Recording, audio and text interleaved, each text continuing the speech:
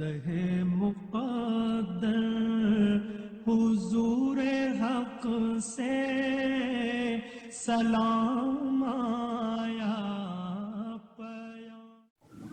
اعوذ باللہ من الشیطان الرجیم بسم اللہ الرحمن الرحیم قیل ادخل الجنہ قال یا لیت قومی یعلمون بما غفر لی ربی وجعلنی من المکرمین۔ اس سے فرمایا گیا کہ جنت میں داخل ہو جاؤ۔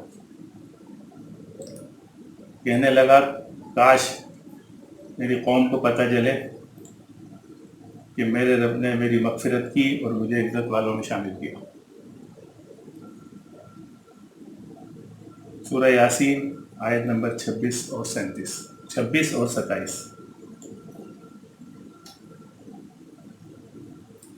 سورہ یاسین شروع ہوتی ہے حضور سے، یاسین والقرآن الحکیم انک لمن المرسلین، اور اس کے بعد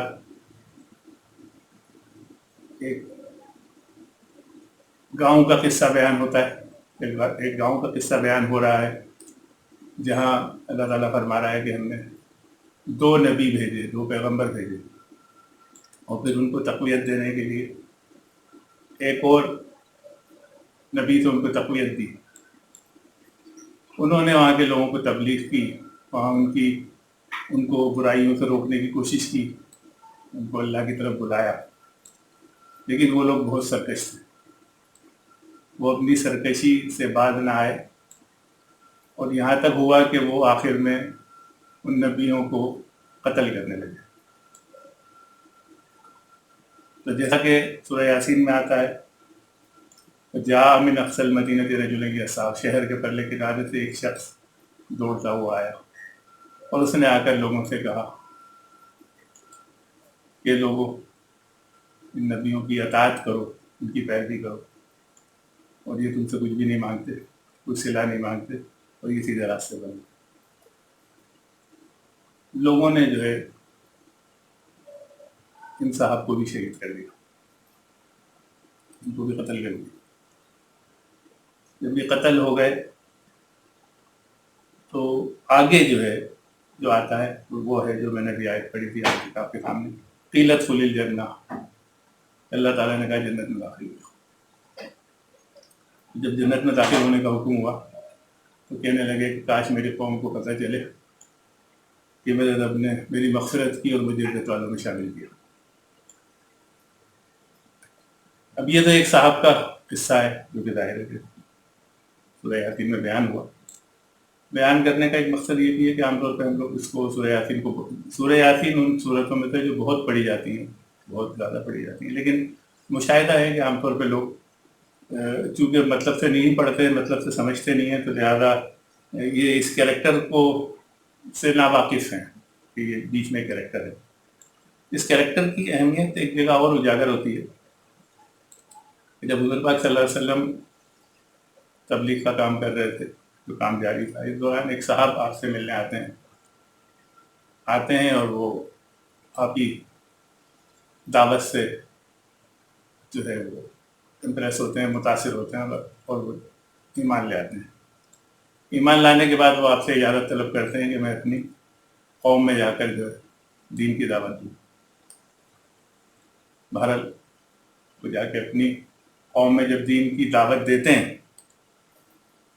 تو قوم ان کو جو ہے ان پر تشدد کرتی ہے اور وہ شہید ہو جاتے ہیں۔ حضور کو جب ان کی شہادت کی خبر ملی تو حضور نے فرمایا کہ یہ میرے قوم کا صاحب یاسین ہے۔ یہاں سے ایک چیز کا اندازہ ہوتا ہے کہ جیسے یہاں تک سورہ یاسین میں جب اس مقام تک ہم پہنچتے ہیں تو یہاں تک جو ہے حضور پاک کا ذکر ہو چکا ہے، 3 ان نبیوں کا ذکر ہو چکا ہے جو اس گاؤں میں بھیجے گئے، چوتھے یہ صاحب ہے، یعنی یہ ایک امتی ہے، ایک عام آدمی ہے جو نبیوں کی حمایت میں کھڑا ہو گیا۔ نبیوں کی حمایت میں کھڑا ہوا تو جان کی قربانی دی، شہید ہوئے۔ اللہ تعالیٰ نے صلہ یہ دیا کہ ان کو جنت میں داخل ہونے کا حکم دیا، جنت میں داخل کیا، عزت والوں میں شامل کیا۔ اور حضور پاک صلی اللہ علیہ وسلم نے اس شخص کو صاحب یاسین قرار دیا، جبکہ یہ صاحب جو ہیں امتی ہیں، ایک نبی نہیں۔ تو ہمیں ان صاحب کے بارے میں، صاحب یاسین کے بارے میں پتہ ہونا چاہیے۔ ویسے روایت میں ان کا نام آتا ہے، کہ ان کا نام روایت میں آتا ہے حبیب، اور پیشے کے لحاظ سے یہ بڑھئی تھے، کارپینٹر، تو ان کا نام آتا ہے۔ تو ایسا نہیں ہے کہ نام، لیکن اس پہ زیادہ زور دینے کی ضرورت نہیں ہے، اتنا ہی کافی ہے کہ قرآن میں ان کا جو ہے بغیر نام کے ذکر ہے، اتنا ہی ضروری ہے، نام کی ہمیں تلاش کی ایسی کوئی ضرورت نہیں ہے۔ لیکن ان صاحب کا کیریکٹر اور ان کا مقام ہمارے علم میں ہونا چاہیے۔ سورت کو پڑھتے ہیں، بہت زیادہ پڑھی جاتی ہے، لیکن ان صاحب کے مقام کا ہمیں علم ہونا چاہیے۔ صدق اللہ العظیم۔